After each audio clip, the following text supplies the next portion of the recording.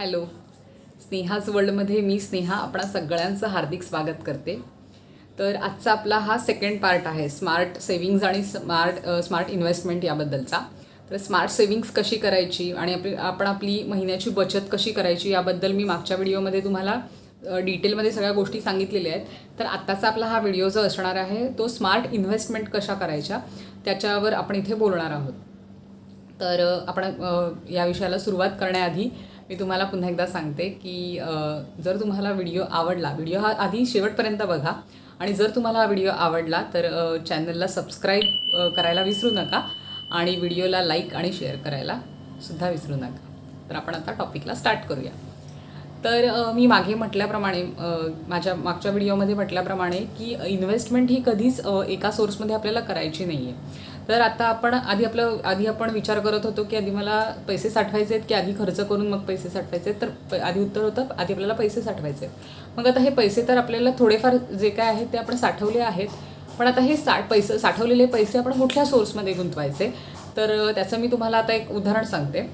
तर समजा तुम्ही आता 10 रुपये साठवलेत. मी एक उदाहरणासाठी 10 रुपये म्हणते.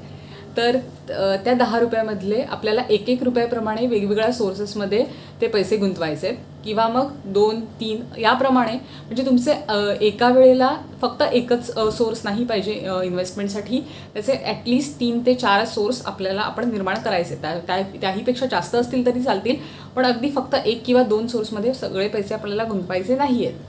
हे आपण शॉर्ट टर्म इन्व्हेस्टमेंट, ज्या छोट्या अमाऊंटच्या इन्व्हेस्टमेंट आहेत किंवा कमी कालावधीसाठीच्या ज्या इन्व्हेस्टमेंट आहेत त्याच्याबद्दल आपण आधी बोलतोय. तर आता जेव्हा आपण हे असे मंथली पैसे साठवतो तर आपलं ट्रेडिशनल जे एक इन्व्हेस्टमेंट सोर्स आहे तो म्हणजे रिकरिंग डिपॉझिट. तर आपण आपला एक पोर्शन RDमध्ये टाकायचा आहे, बँकेच्या कोणत्याही तुमची जी बँकेमध्ये खातं असेल ते. त्याच्यानंतर दुसरं, जर तुमच्याकडे एक लमसम अमाऊंट साठलेली असेल म्हणजे तुमच्याजवळ एक असतील तर तेच दुसरा एक ट्रेडिशनल सोर्स आहे FDमध्ये. एक 6 महिन्याची किंवा 1 वर्षाची अशी FD आपण काढू शकतो. त्याचा 5 वर्षाची FD पण असते.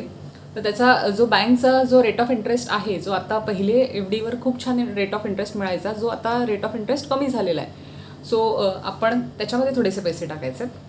तिसरा सोर्स आहे जो माझा सगळ्यात आवडता सोर्स आहे, तो म्हणजे म्युच्युअल फंड.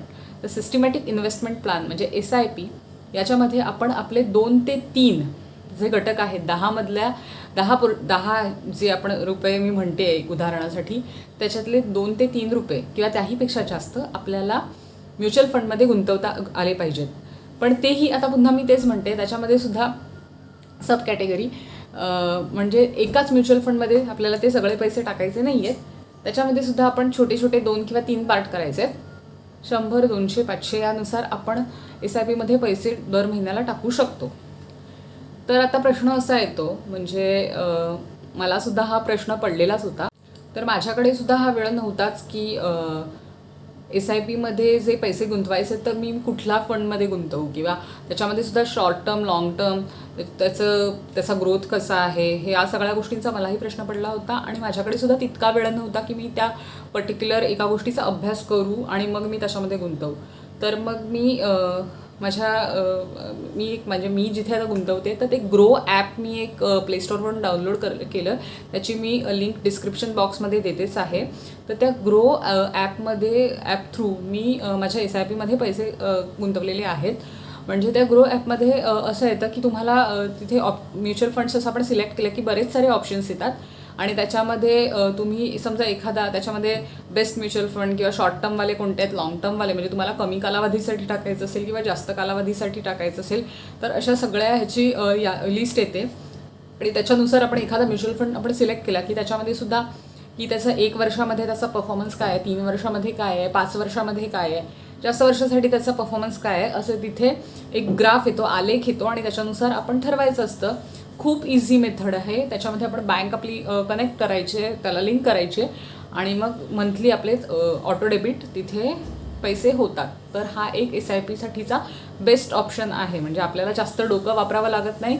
आपण त्या म्युच्युअल फंडमध्ये तिथे त्याचा जो काय परफॉर्मन्स आहे तो तिथे आपल्याला दिसतो आणि त्याच्यानुसार आपण त्याच्यामध्ये पैसे गुंतवू शकतो.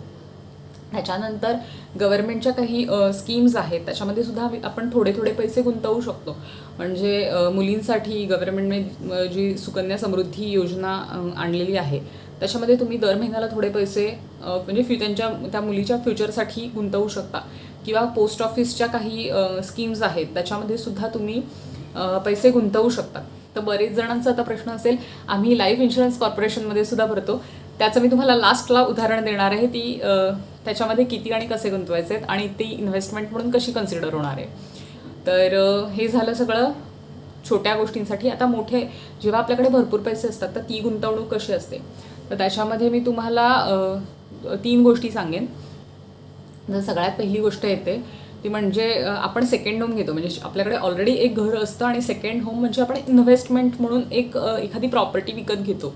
तेव्हा घेताना आपण काय विचार करायचा, तर सगळ्यात आधी घ्यायचं की आपण जेव्हा सेकंड होम घेतो तेव्हा ते आपलं कम्प्लिटली इन्व्हेस्टमेंट प्लॅन म्हणून असतो. त्याच्यामुळे आपण त्या एवढ्या मोठ्या प्रॉपर्टीमध्ये जेव्हा पैसे गुंतवणार असतो, जे काही तुमचे जे मिळकत असते किंवा जी आपण गुंतवणूक करणार आहोत त्या पैशाची, त्याच्याआधी आपल्याला बघायचं आहे की ही जे प्रॉपर्टी मी आता विकत घेतोय किंवा घेते, तर ती जेव्हा मी विकायला जाणार तेव्हा त्याचे मला रिटर्न्स किती येणार. दुसरी गोष्ट, जेव्हा आपण ही सेकंड इन्व्हेस्टमेंट आपण करत असतो तेव्हा त्याचा मंथली रिटर्न आपल्याला आलाच पाहिजे आणि त्याच्यानुसारच आपल्याला ती गुंतवणूक करायची आहे. म्हणजे आपल्याला त्याच्यातून मंथली पर्टिक्युलर अमाऊंट ही आलीच पाहिजे. जेवढी आपण गुंतवली आहे त्याच्यानुसार त्याचं मंथली आपल्याला रिटर्न्स आलेच पाहिजेत, तरच त्या गुंतवणुकीला अर्थ राहतो. अदरवाईज ती प्रॉपर्टी व्हॅल्यू आपली 0 बनून जाते. त्याच्यामुळे जेव्हा आपण प्रॉपर्टीमध्ये पैसे गुंतवतो तेव्हा ही सगळ्यात महत्त्वाची गोष्ट आपल्याला लक्षात ठेवायची की आपल्याला त्याच्यातून रिटर्न्स किती येणार आहेत मंथली बेसिसवर आणि जेव्हा आपण विकायला जाणार तेव्हा देखील. दुसरी गोष्ट असते सोनं. आपण बरेचदा असा विचार करतो की सोन्यातली इन्व्हेस्टमेंट ही कधीही बेस्ट इन्व्हेस्टमेंट आहे. अर्थात ती इन्व्हेस्टमेंट बेस्ट आहे, पण ती कधी बेस्ट ठरू शकते, जेव्हा तुम्ही सोनं हे आवड किंवा आपलं ट्रेडिशन आहे, आपली परंपरा आहे म्हणून मला दागिने खूप सारे घालायचे आहेत, या उद्देशाने सोनं घेता, तेव्हा ती इन्व्हेस्टमेंट कधीच इन्व्हेस्टमेंट म्हणून कन्सिडर केली जात नाही. जेव्हा तुम्ही कॉईन्स किंवा बिस्किट्स सोन्याचे घेता तेव्हा ती सोन्याची इन्व्हेस्टमेंट ही व्हॅलिड ठरली जाते.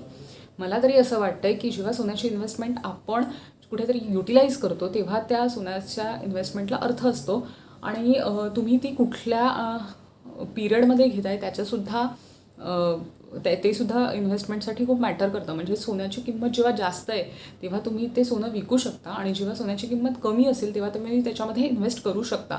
म्हणजे नेहमीप्रमाणे जसं म्युच्युअल फंड्सच्या बाबतीत पण जसं मी सांगितलेलं तसं इथे सुद्धा की आपल्याला या गोष्टींमध्ये पेशन्स आणि तुम्ही कुठल्या कालावधीमध्ये ते गुंतवतायत या गोष्टी खूप मॅटर करतात. आणि सोनं आपण अंगावर घालून जेव्हा फिरतो तेव्हा ती इन्व्हेस्टमेंट खरंच व्हॅलिड नसते, कारण जेव्हा आपण त्या सोन्याची वस्तू बनवतो तेव्हा आपल्याला मेकिंग चार्जेस लागतात आणि जेव्हा विकताना त्याचे आपल्याला काहीच रिटर्न येत नाही. आणि जेव्हा तुम्ही कॉईन्स किंवा बिस्किट घेता तेव्हा त्याचे ॲक्च्युअल आपल्याला जेवढे ग्रॅम्समध्ये घेतलेले आहे तेवढीच आपल्याला किंमत मिळत असते. त्याच्यामुळे सोन्याची गुंतवणूकसुद्धा या अशा पद्धतीने असेल तर ती व्हॅलिड ठरणार. अदरवाईज एक आवड किंवा आपली रूढी परंपरेनुसार आपण जे सोनं करतो त्या सोन्याच्या इन्व्हेस्टमेंटला काहीही अर्थ राहत नाही. तिसरा पॉईंट जे मघाशी मी सांगितलेलं त्याच्यानुसार जो लास्ट पॉईंट मी म्हणालेली आणि मी मागच्या व्हिडिओमध्ये सुद्धा म्हटलेलं की मला इन्व्हेस्टमेंट संबंधी एक लास्ट इम्पॉर्टंट टिप शेवटच्या व्हिडिओच्या शेवटी द्यायची आहे, पण तो व्हिडिओच इतका मोठा झाला की मला त्याच्यासाठी पार्ट 2 हा व्हिडिओ बनवावा लागला.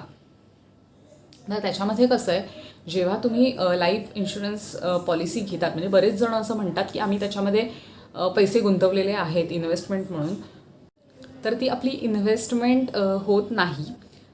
लाईफ इन्शुरन्स पॉलिसी म्हणजे आपल्यासाठी ते लाईफ कवर असतं.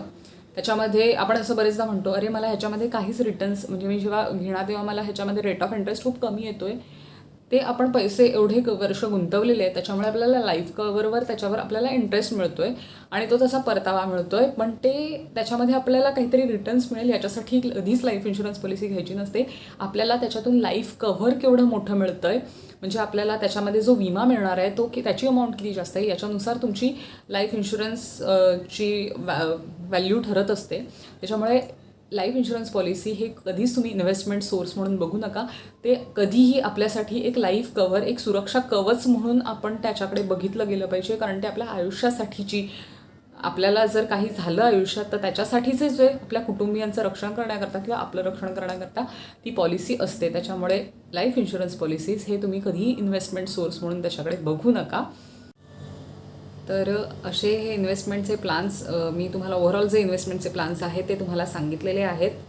तर अशा पद्धतीने आपण इन्व्हेस्टमेंट केली तर आपल्याला कुठला असं होऊ नये, पण जर कुठल्या फायनान्शियल क्रायसिसमध्ये आपण अडकलो तर आपण कधीच डिसअपॉइंट होऊ शकत नाही, कारण आपला एक सोर्स बंद झाला तरी आपल्याकडे इतर 4 सोर्स अवेलेबल असतात.